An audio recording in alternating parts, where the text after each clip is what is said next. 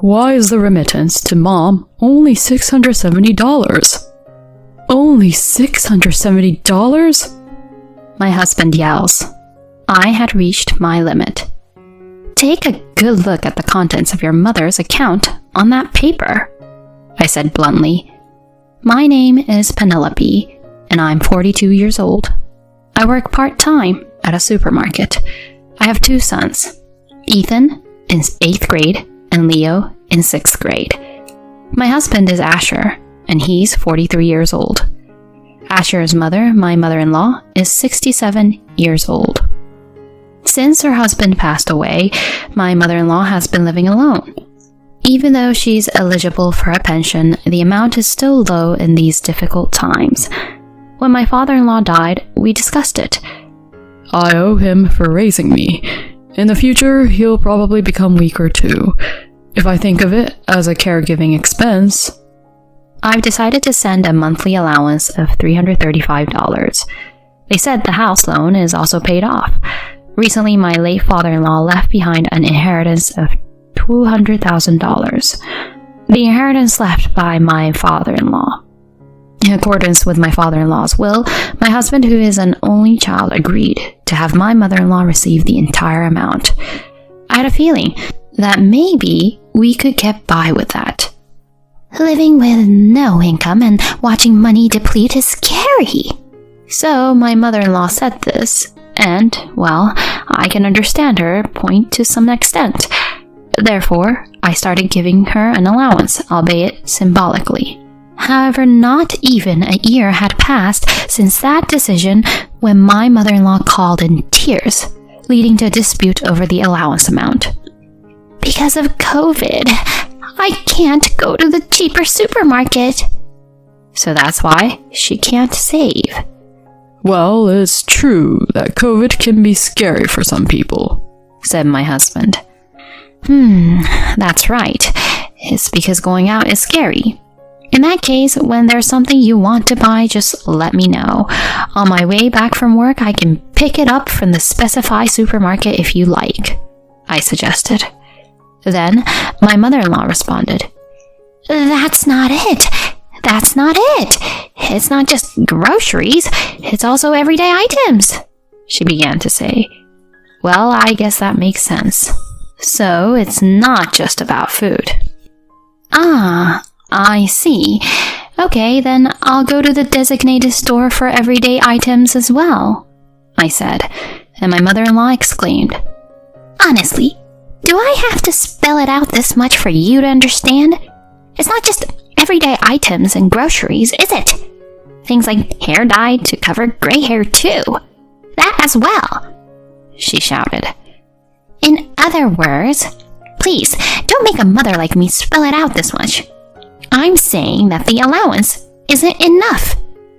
I'm sorry, Mother. My husband's body language also seemed overly apologetic towards his mother over the phone. For now, I'll increase it to $670, he said, without consulting me. Huh? $670? It's quite a significant amount. I couldn't hide my surprise at the decision made without my consent. Speaking of $670, it's almost like taking all of my part-time job earnings. Plus, our older child will be taking entrance exams soon, and we can't skip on sending them to cram school. I asked the store manager to increase my part-time hours, but in doing so, it became challenging to manage the household. Mom, you're never home at night, my younger child complained. I'm sorry, sweetheart. Mom is working hard to earn money for us. I lowered my head and said, I made a really cool piggy bank today and got praised for it. But I can't even talk about that now. He banged on the table. I'm sorry. I'll buy the toy you wanted for your birthday, so I'll work hard for that. I tried to reassure by reiterating the promise to buy the toy my second son wanted, and at that moment, my husband walked by. Just be patient with the toy. Grandma is making even more sacrifices and going through tough times. Your mother isn't working for the sake of your toy. toys. She's working for your grandmother," my husband said and left, leaving me feeling guilty that even for our child's birthday gift, we were cutting back for my mother-in-law's sake. And the way he said that, I began to wonder, who am I really working for? My husband's words left me confused. Strangely, our younger child remained and patted my shoulder. "Mom, you're doing your best. I can't wait for the toys, so don't worry." However, that wavering feeling was once again compounded by my mother-in-law. "Have you received the envelope?" I received a call from my mother-in-law, her voice already trembling. "Yes," I replied. "I think you can already guess from that." Certainly today, I received an envelope from my mother-in-law. When I opened it, it contained a copy of a bank statement. I immediately looked at the remaining balance. Huh? I was surprised, and my voice slipped out unintentionally. $6. It's already less than $10. See? See? In response to my my mother-in-law seemed to understand that I had seen the contents of the envelope, and her voice quivered with tears. And then, "Due to the price increases, I can't even pay the electricity and gas bills." Her tearful voice turned into sobbing. But I tried to continue speaking while looking at the statement. Then, "Enough! All you do is talk about do this, do that, spouting off about useless things and dragging your feet. Last time, too, it was all about doing errands for household items and groceries, and they were useless solutions. That's why I called at this hour. You're there, aren't you, Asher? Take over for me." I could sense from the phone conversation. My husband had already come close, and he said, "Mom, let me take over," as he took the receiver from me. Yeah. After this exchange, Asher said, "Huh? Oh no. Letting her use up the entire inheritance? Letting the balance drop below $10? I'm sorry. I think this is definitely a misfortune for my humble parents." Yeah, I understand.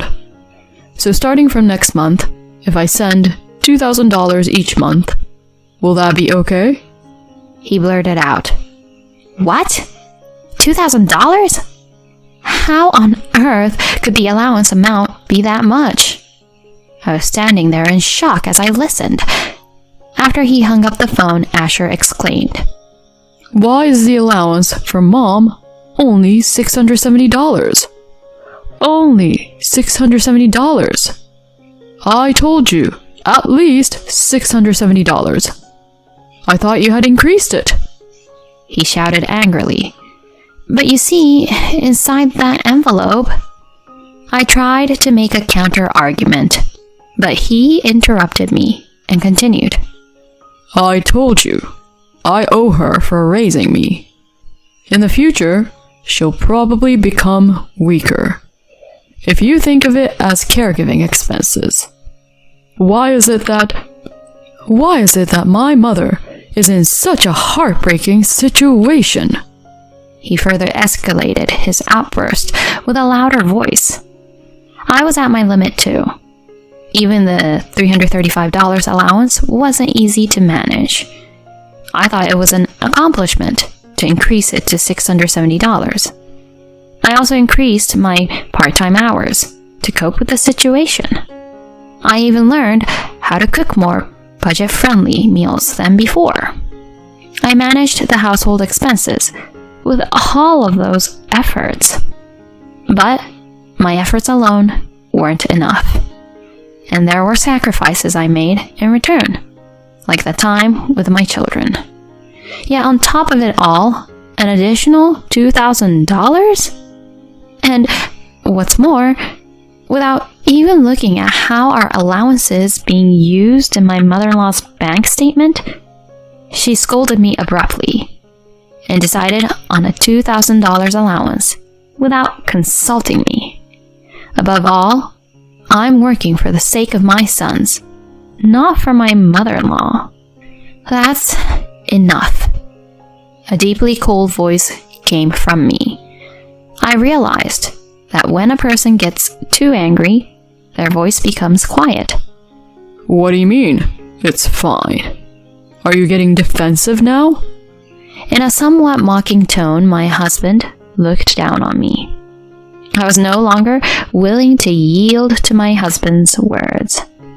After having seen a copy of that statement, I absolutely couldn't accept such a ridiculous proposal as a $2,000 allowance. I've had enough of a son who blindly believes and supports a money-seeking mother and grandmother. People who can't prioritize our family don't belong here. Get out. If you want to support your mother so badly, then go live with her. You can happily go to hell together. I pushed my husband firmly. Then I kicked him out the front door. And this. I walked my husband out the front door. I shoved the envelope in his face. I'll send your belongings back, and you'll cover the shipping. Take a close look at the contents of your mother's bank statement. Huh? My husband asked in response, but I just closed the door with a loud bang. What's going on, Mom? Hearing the commotion, our two children came downstairs. Well, you two. Your father said he wants to spend more money on you, and he asked Grandma to spend more too. I couldn't stand it any longer, so I say to the children. I see. If you decided this, Mom, it must be for the best, for this house. I'll follow your lead. My older child said. Well, that toy, I'll wait for it until I'm an adult, no matter how many years it takes. So, I'll cheer up. My younger son said to me, Thank you, my sons. 1 week later, Help me. My husband called me. What about? I replied coldly. Couldn't you at least listen to my story? I know what you meant when you said to look at the statement. I can't believe after all this time that I know what that means. He stammers. But my husband keeps going, clinging to his speech. I had to stifle my laughter on the phone. I can't believe that you would believe your mother wholeheartedly and then blurt out such an outrageous proposal. I can't believe you're calling me now and wanting to get back together. You really have no idea how brazen you are. Huh? That's just how you are. You're the type who, in moments like this, says, huh? And questions everything. Oblivious to your own indecisiveness, you casually involve others. When pointed out, you react as if it's unexpected. Well, but I suppose it wouldn't hurt to have one final conversation. I want to deliver those last words in person. It's important for the children, and closure matters. I have agreed to meet with my husband in this house.